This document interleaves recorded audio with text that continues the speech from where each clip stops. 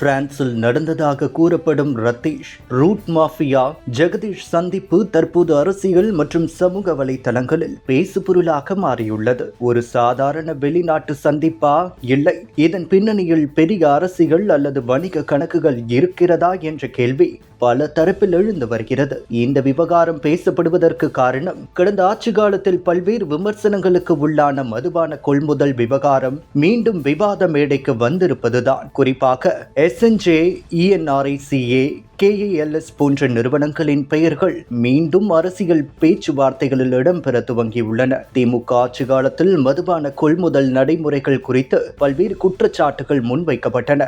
யாருக்கு முன்னுரிமை, இந்த நிறுவனங்களுக்கு அதிக வாய்ப்பு, முடிவுகள் எப்படி எடுக்கப்படுகின்றன என்ற கேள்விகள் அப்போது எதிர்க்கட்சிகள் தரப்பில் அடிக்கடி எழுப்பப்பட்டன.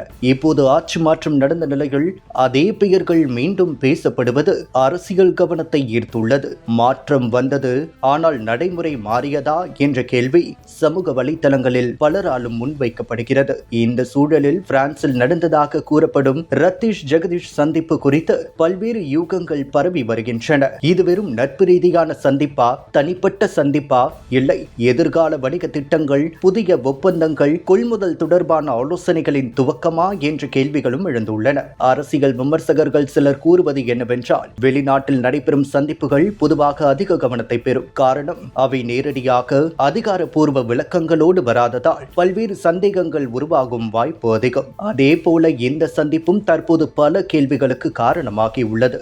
முக்கியமாக யார் யாரை சந்தித்தார்கள், சந்திப்பின் நோக்கம் என்ன, அது அரசியல் தொடர்பானதா, வணிகம் சார்ந்ததா அல்லது தனிப்பட்ட முறையிலானதா என்ற விவாதங்கள் தொடர்ந்து நடைபெற்று வருகின்றன. இதுவரை இந்த விவகாரத்தில் தெளிவான அதிகாரப்பூர்வ விளக்கம் வெளியாகாத நிலையில் சமூக வலைதளங்களில் பல்வேறு கருத்துக்கள் பரவி வருகின்றன. சிலர் இது சாதாரண சந்திப்பு என கூறுகின்றனர். மற்றவர்கள் இதன் பின்னணியை முழுமையாக வெளிச்சத்துக்கு கொண்டு வர வேண்டும் என்ற கோரிக்கையையும் முன்வைக்கின்றனர். ஒரு வெளிநாட்டு சந்திப்பு எப்படி அரசியல் விவாதமாக மாறியது? மதுபான கொள்முதல் விவகாரத்துடன் இதற்கு ஏதேனும் தொடர்பு இருக்கிறதா? பழைய நடைமுறைகள் தொடர்கிறதா அல்லது இது ஆதாரமற்ற அரசியல் யூகமா என்ற கேள்விகள் தற்போது பேசு பொருளாக உள்ளன. கடந்த ஆட்சியை போல இந்த மாற்றத்திற்கான அரசியலிலும் ஊழல் தொடருமா என்பது பொறுத்திருந்துதான் பார்க்க வேண்டும்.